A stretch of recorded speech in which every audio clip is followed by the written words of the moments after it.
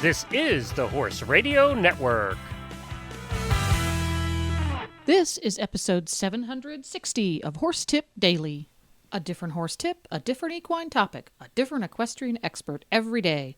Horse Tip Daily brings the world of equine knowledge to you, one day at a time.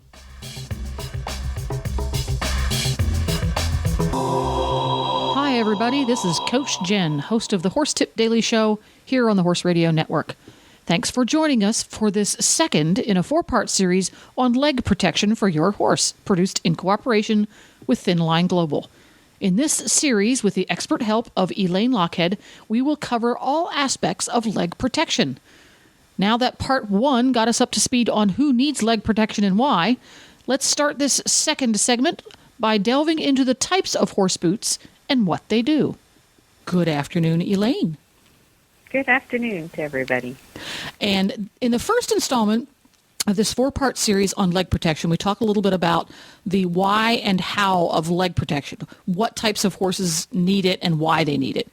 So I guess the next logical step is to talk about the different types of boots that are made and what's available and what they do, because it can be a little overwhelming. The boot page in any given catalog is extensive. So why don't you start us down that path of what kinds of boots there are and what those boots do.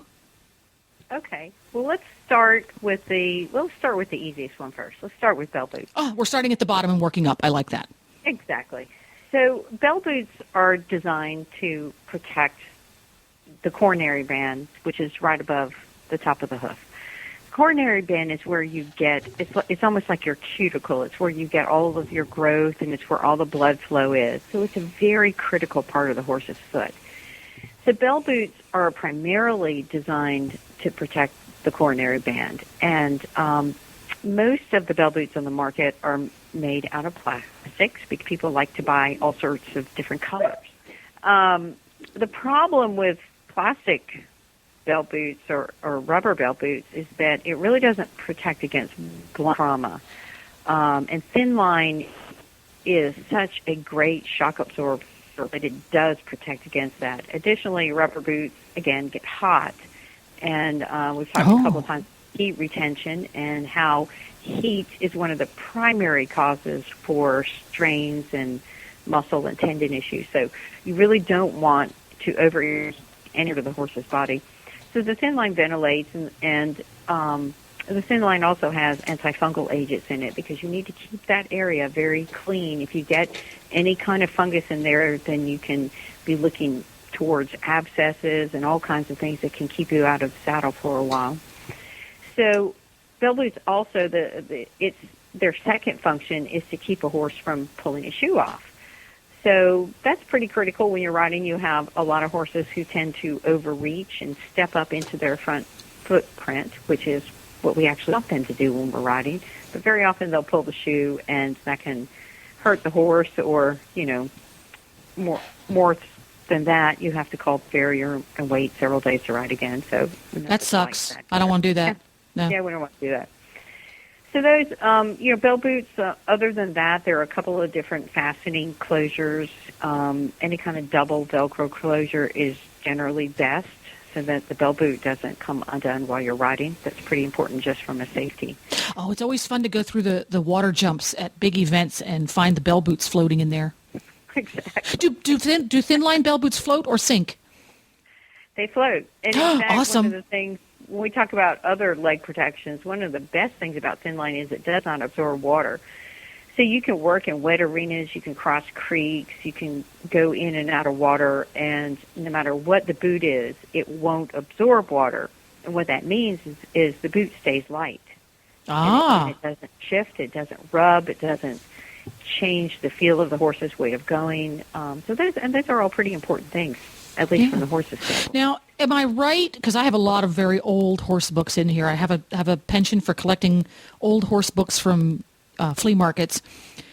A bell boot is what was once referred to as an overreach boot? Yes. Okay. Because originally it was designed, just for that purpose, because what happens is the hind leg overreaches into the front leg. Got it. And the horse will strike himself on the back of the front foot. or he will then, catch an edge of a shoe and pull the shoe off. Got it. Okay, so overreach boot is just an old-fashioned term for a bell boot. Got it. That's correct. Yeah, okay, next. Okay, so since you were talking about where things come from, historically, the most popular item to put on the leg were the leg wraps, or people call them polo wraps. They're also called track bandages. Track bandages have a lot more integrity to them, so they wrap a little bit firmer, like an ace bandage. Leg wraps have kind of begun going out of fashion, but it's not really a fashion issue. They've kind of started to disappear for two reasons. One, most importantly, if you put a leg wrap or a polo wrap or a racing bandage on incorrectly, you can actually bow them very easily. So unless you are pretty well educated about how to put one on, you can bow a tendon, and then what happens is people get afraid of putting it on too tight, and then they're out riding and the leg wrap drops down, and then that's when you discover all of a sudden that your leg wrap is down around your horse's foot, and that can be very dangerous. Yeah, that looks like a disaster. Yeah, that's a disaster waiting to happen. Yeah. So, and then in addition to that, when you use leg wraps, you have to wash them pretty much daily because they get really dirty, and then you have to re-wrap them. So, people are busy today, and they really don't have 20 minutes just putting a wrap on a horse's leg. So the manufacturing industry has worked very hard to come up with different types of boots that are going to do the same thing a leg wrap would do, and even better, hopefully protect. I was going to say, they probably do it better, don't they? Or they do. They do it better than the old leg wraps used to do it. So manufacturing companies have done a lot of work and research on designing products that are going to do everything a leg wrap can do it better, and do it easier for the customer. So what they've come up with now is the primary boots that people use are a splint boot, and it's named a splint boot because its prime purpose is to just protect the splint bone. And then there are open front boots. For our listeners out there who may be a little vague on which part of the horse's leg the splint boot or the splint bone lives in, that is the interior surface of the horse's cannon bone area. Right. So it's behind the cannon bone and in front of the tendon. The inside so edges. There's a little bit of when you feel your horse's leg, you'll feel the cannon bone in front, and just behind the cannon bone, there's a little indentation, and then you can feel the tendon in the back. In that little indentation is a splint bone, and that splint bone is pretty important to the horse's soundness, and it's also incredibly easy to break. And once it's broken, you're going to have, some downtime where the horse is recovering, but the horses will recover and come back sound. But then you have a cosmetic issue because it always leaves a pretty good welt or a bump there. And then once you have that, it can be very difficult to buy leg protection that fits well and doesn't aggravate it. Oh, so we want to try not to break the splint bone on the horses. Yeah, or bruise it. Or bruise it, yeah. So splint boots are made pretty much just to cover that one little area. These are generally the least expensive boots in the market. They're almost always made out of neoprene and then some type of foam padding right at the splint bone. But that's all they do is protect the splint. And again, you don't get any protection from blunt trauma. So it might help if the horse were to sort of gingerly tag the splint bone. But if you get a horse that really hits himself, a $19 set of splint boots is not going to protect you the way, a product made of a different material might. Then the next largest category of boots would be the open front boot. The open front boot is designed for horses that jump. The theory behind the open front boot is that you want the boot to have no protection at the front of the cannon bone. And this is so when horses are jumping and they take a rail down, they can feel when they hit the rail. We want the horses not to do that anymore. We want them to jump clear. So what the jumpers do is they use a boat that protects the inside of the leg the back of the leg, the outside of the leg, and not the front of the leg. So generally, there have straps that are just elastic straps that go across the front of the leg. And then the rest of the leg is protected by a hard shell surface and then lined with some type of material. The most popular materials are neoprene, gel, and ThinLine.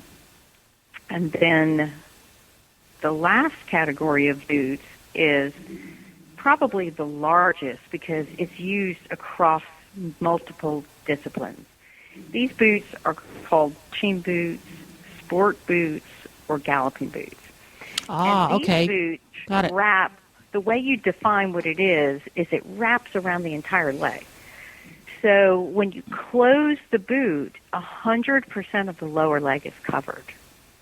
So the horse is protected on both sides, in the back and in the front. And in this style of boot, you can choose for the hind leg, you can have a tall sport or brushing boot.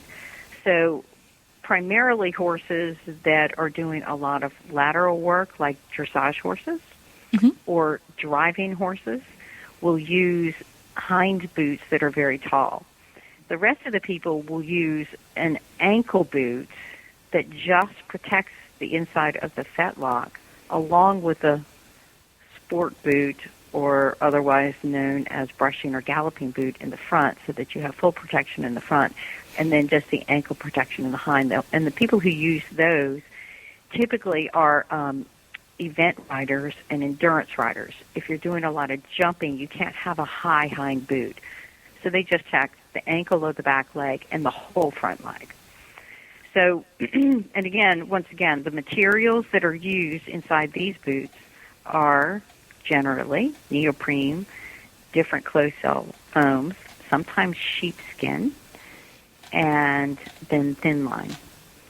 Okay, and what is good about some of the other products, the sheepskin is it's more moldable for a horse's leg. You can put a sheepskin boot on any horse and it'll kind of fit because the fur will compress in some areas and not in others. But sheepskin is not really great on a horse's leg. If you get it in water, you can only imagine what that's going to look like in very short order. So, probably the best option, luckily we have this incredible technology where we have a amazingly impact-resistant product that is very thin, doesn't absorb water, has antifungal agents, and most importantly, breathes. So you can turn horses out in these boots, and they can be protected in the paddock. It'll kill the rein rot. It won't overheat any tendon. It will protect from almost all impact or trauma to the leg. But what we love at ThinLine, we're all horse riders, but we're all very busy and we work. These boots are so easy to take care of. You hose them off, and you're done. You can throw them in the washing machine. You can throw them in the washing machine. And the nice thing, I hate to hang my boots out and have them have to dry for 2 or 3 days. But since the ThinLine doesn't absorb water, all you have to do, you hose them off, you're done. You can go on to the next source. They dry a lot faster, yeah. Well, my gosh, there's such a variety available, and we haven't finished it all yet, folks. We're going to have to divide the types and functions into 2 separate segments because there are so many. But this covered a very high percentage of the ones that you're going to see on most horses in English disciplines. The ones we're going to cover on the next one also carries some boots that you frequently see on Western disciplines and some boots that you see on horses that aren't even being ridden. So stay tuned for the next installment, folks. Once again, thank you very much, Elaine, for stopping by. Tell folks where people can find ThinLine on the interweb. ThinLineGlobal.com. We're a USA manufacturer, and we support our dealers. So even if you order online, that order will go to your closest tack shop. If you choose to shop online, we support the tack shops across America because we like to help small business as well. And that wraps up part 2 of our 4-part series on leg protection. Thank you once again to Elaine Lockhead for sharing your expertise, and thank you to ThinLine Global for helping us put this series together. Stay tuned for part 3, where we will continue talking about the different types of boots available and what their jobs are.